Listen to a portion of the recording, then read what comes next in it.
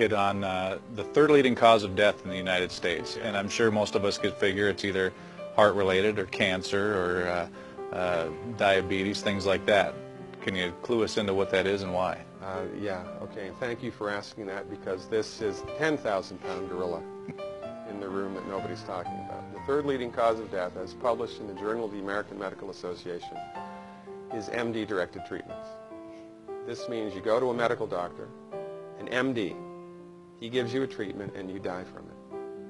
According to the United States Department of Health and Human Services, 15,000 Medicare patients a month are killed by MD treatment, and nobody goes to jail. A handful of terrorists fly 2 planes into the Twin Towers. 3,500 people die and we go to war. But 15,000 people a month are killed by medical doctor treatments, and we don't bat an eyelash. This is because we have been, I don't want to say brainwashed, that's not the correct term, but we have been, for the last 100 years,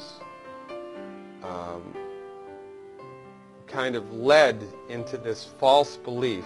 You know, I think it was Marcus Welby that started it, that the medical doctor is king and knows everything about everything. And really, you need to just shut up and follow your medical doctor's advice. Most people in the United States have no idea at all of the history of the evolution of medicine in the United States. In the early 1900s, it was a relatively level playing field between the chiropractors, the osteopaths, the homeopaths, and the MDs. In 1915, 1920, there was something called the Flexner Report. The Carnegie Corporation funded this man named Abraham Flexner. He went all around the country, and he went on stagecoach and train and horseback. This was before the interstate highway system, right? It took Flexner 5 years to do this. He went all around the country and did an inventory of all of the medical schools that prescribed drugs. He brought the list back to the Carnegies, who owned drug companies, and then the Carnegies and the Rockefellers gave millions of dollars of free money to the medical schools and hospitals in the United States that were prescribing drugs. That was the beginning of the end. After the Flexner Report, there was no more level playing field in the United States. And the MDs started a juggernaut that's taken off. Most people in the United States think that the predominant medicine here, MD-directed pharmaceutical medicine, we think that those guys are top dog because their therapeutics are better than the homeopaths or the naturopaths or the chiropractors. It's not. They're in the driver's seat because of political and financial coalitions that were built at the turn of the century that most people have no idea of at all. And it's a gigantic problem. And I mean, it's crazy, right? It's the third leading cause of death. And yet, when the government makes noise about messing with people's insurance, everybody freaks out. Mm-hmm. And that's a whole other thing to talk about, isn't it? Because what is medical insurance? When you buy medical insurance, what are you doing? You're betting that you're going to get so sick you will not be able to afford it. Mm-hmm. Right? Yeah. Right. And then, so you pay good money every month to gain access to a system of medicine that's the third leading cause of death in the United States. We need our heads examined, quite frankly. That's why we give, Dr. Wallach and myself collectively, we give 400 free lectures a year. And we're building a grassroots network because people don't know this.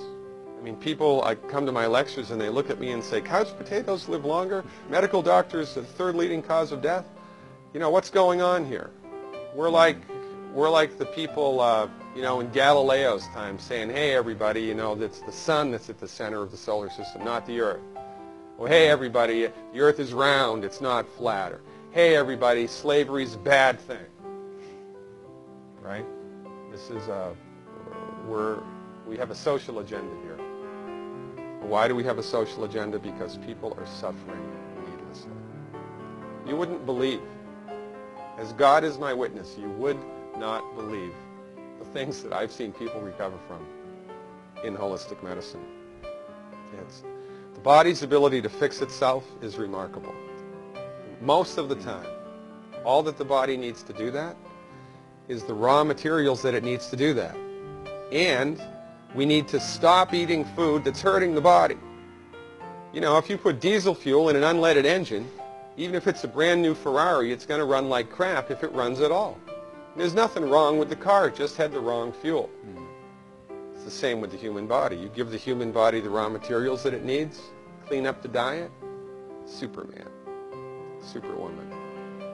And you know, if you don't get the super status, then at least your blood pressure normalizes, at least your arthritis goes away, at least your anxiety and panic attacks go away, and you can sleep through the night.